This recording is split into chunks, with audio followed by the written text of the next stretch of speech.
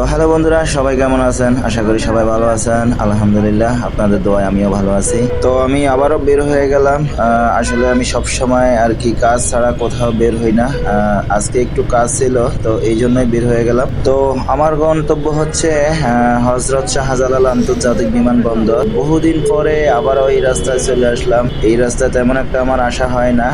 বেশিরভাগ সময় আর কি এই এয়ারপোর্টের উদ্দেশ্যে এই রাস্তা আসা হয়। কোনো রকম যমুনা ফিউচার পার্ক পার হলেই আর কি রাস্তাগুলো খুবই সুন্দর। এক কথায় বাইক রাইড করতে খুবই অসাধারণ। তো আমি এখন আছি কুড়িল বিশ্ব রোড।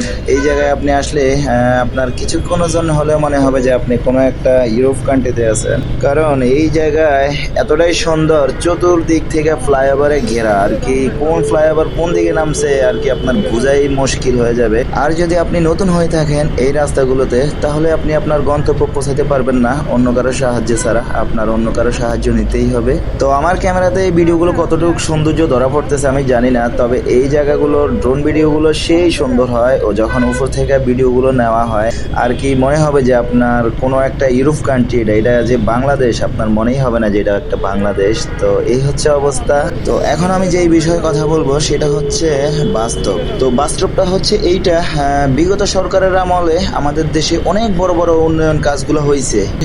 এখন দেখা যাচ্ছে অনেকে এগুলো অস্বীকার করতেছে, কিন্তু ভাই অস্বীকার করার কোনো সুযোগ নাই। আমাদের দেশে অনেক বড় বড় মেগা প্রকল্প কিংবা অনেক বড় বড় উন্নয়ন কাজগুলো হয়েছে, এটা কেউ কোনোভাবেই অস্বীকার করতে পারবেন না।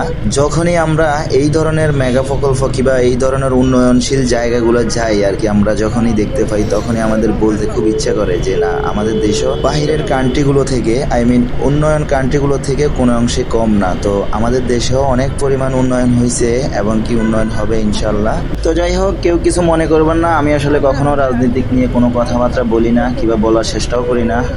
কিন্তু কিছু কিছু জায়গায় গেলে আর কি না বইলেও থাকতে পারি না। আসলে যে আমাদের দেশের উন্নয়ন, এটা আসলে বলতে হবে। দেশে নতুন সরকার আসছে, তিনি কি করে এই দেশের জন্য আমরা সেটাও দেখব।